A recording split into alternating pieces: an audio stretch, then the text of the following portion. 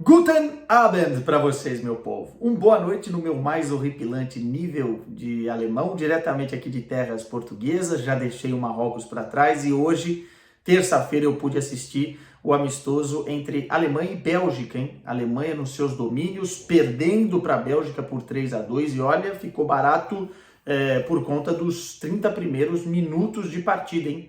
Que sofrimento, que pandemônio que a Alemanha se enfiou. Tava 2-0 com 8 minutos de jogo, poderia ter saído o terceiro, poderia ter saído o quarto, quem sabe o quinto. A coisa melhorou porque o Hans Flick resolveu se mexer no banco de reservas, mas isso aqui não é um pós-jogo. Eu resolvi fazer o vídeo para falar um pouquinho desse processo de reconstrução da Alemanha, uma gigante do futebol mundial, né? 4 Copas na prateleira, Eurocopas. A Alemanha é o país que tem mais finais na história dos mundiais, né? De Copas do Mundo. E nesse momento vive um calvário, né? Especialmente porque vê uma nova geração talentosa surgir, mas que de repente não consegue se expressar dentro da seleção nacional. E a transição de gerações tem sido muito, muito dolorosa para essa seleção da Alemanha. Vamos imaginar o brasileiro, né? Porque a Alemanha, em termos de seleção, está no patamar do Brasil, né? O Brasil tem 5 Copas, a Alemanha tem 4, como eu disse aqui, são seleções bem equivalentes na história do futebol. E, cara, imagina vocês, o Brasil em 2 Copas consecutivas cair na fase de grupos. E não grupos extremamente difíceis. Grupos com um grau de dificuldade, mas cair jogando mal, né? Cair com várias dificuldades. Não vencer nesse período Eurocopas, não chegar longe na Nations League, inclusive ser rebaixada na Nations League, teve que virar a mesa a UEFA para acertar ali as coisas. Um ciclo que é muito complicado e a Alemanha vê no horizonte uma Eurocopa em 2024 na sua casa. A Alemanha não está jogando as eliminatórias da Eurocopa exatamente porque é o país sede, né? O anfitrião dessa Eurocopa em 2024. Então vai ter uma cobrança ainda maior por resultados e por boas exibições nessa Eurocopa. E a gente vê a Alemanha com muita dificuldade. E aí tem vários pontos que eu queria citar aqui para vocês, mas antes de chegar neles, deixa o like aí, a galera que está preguiçosa hoje, não quer deixar o like, se inscreve quem chegou aqui de paraquedas e ativa o sininho. Vamos lá, falar desses motivos dessa transição difícil e esse momento difícil da Alemanha.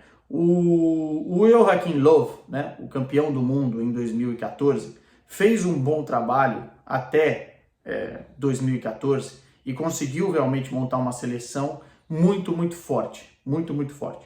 Mas a saída dele da seleção da Alemanha demorou demais para acontecer. O Löw, se eu não estou enganado, assume depois de 2006, quando a Alemanha chega nas semifinais da Copa e fica até 2021 como treinador da seleção.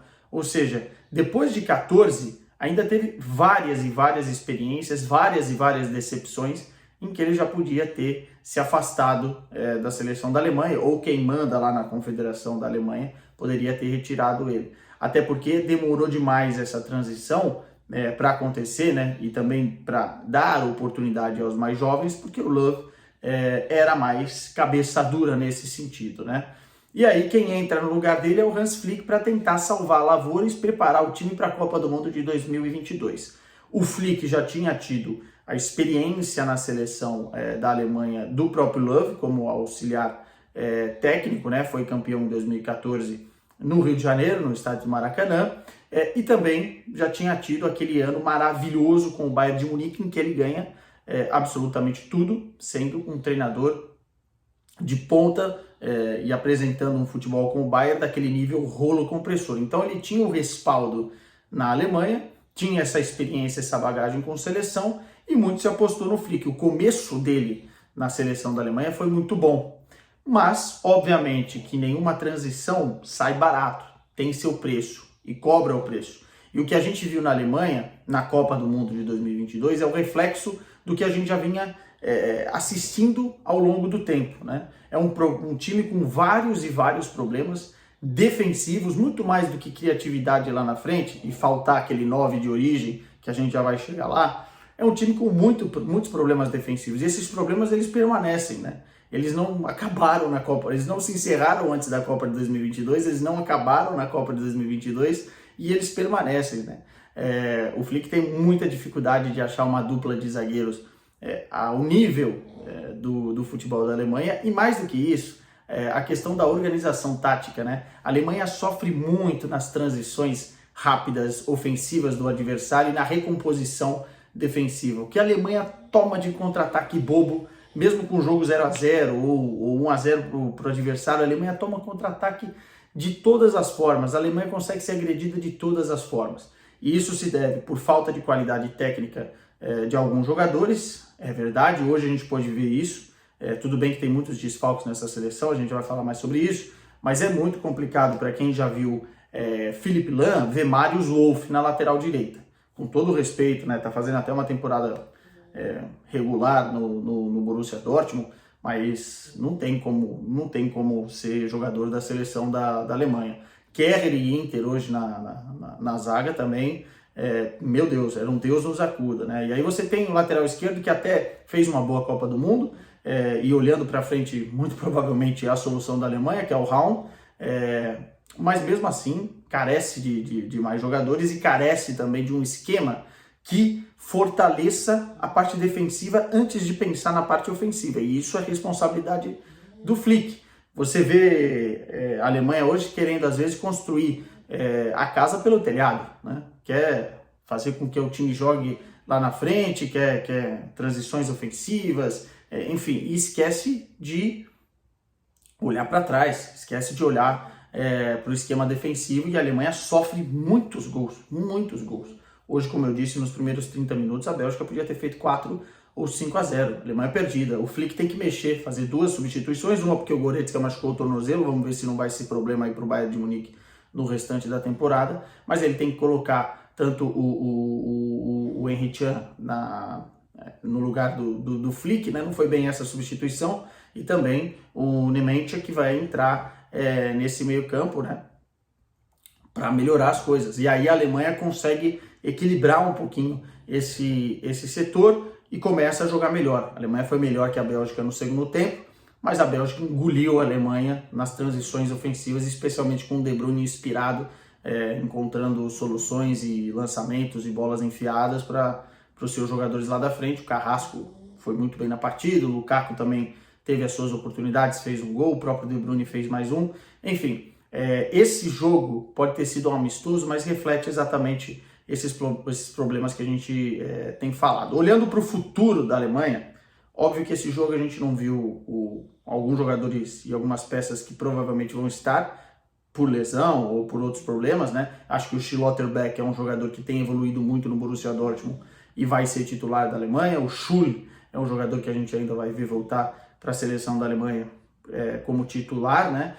Você tem o Kai Havertz também, que vai ser titular dessa seleção, e você tem jogadores mais novos, como o Moukoko e também o ADM, né? São jogadores que devem ganhar um espaço maior, porque tem muito talento e fazem parte dessa transição da nova molecada da Alemanha. E você tem um jogador especial, que eu deixei por último, de propósito, que é o Musiala. Eu acho que o projeto da Alemanha no futuro, e eu estou falando daqui 3, 4, 5 anos, agora e para 3, 4, 5 anos, é montar um time ao redor do Jamal Musiala, que é realmente o diferencial dessa seleção, né? Quem vê ele no Bayern de Munique, quem vê o potencial dele, quem entendeu que o Jamal Musiala era durante a Copa do Mundo, já projeta a Alemanha tendo o seu projeto, o seu desenho de jogo à volta do seu principal craque, o cara que tem mais talento, e esse cara é Jamal Musiala.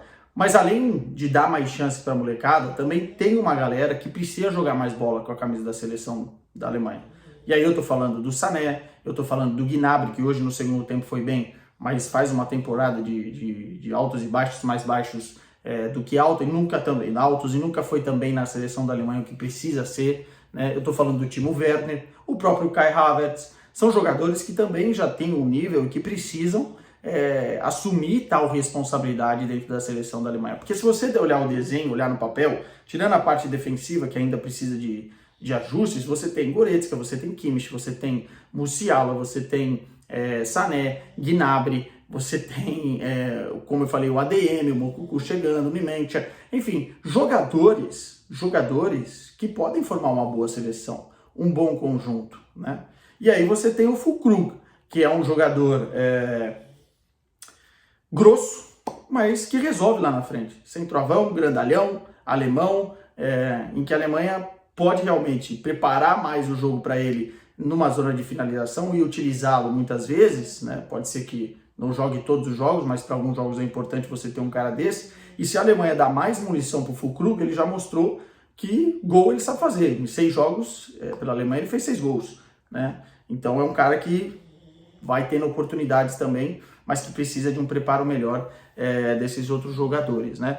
Então, assim, é um nível de pensamento, de questionamento que coloca também o trabalho do Flick em risco. Coloca o trabalho do Flick em risco. Eu acho que ele fica até 2024, a não sei que aconteça um desastre, mas esse equilíbrio também é responsabilidade dele. O Bayern de Munique, às vezes, na época dele, dava muito espaço atrás, só que fazia 4, 5 gols lá na frente. A Alemanha não pode ser esse tiroteio todo a todo momento, porque não tem condição. Se hoje fosse a França no lugar da Bélgica, talvez teria sido uma goleada histórica, né? Eu não estou falando de 7-1, porque 7-1 é outra história.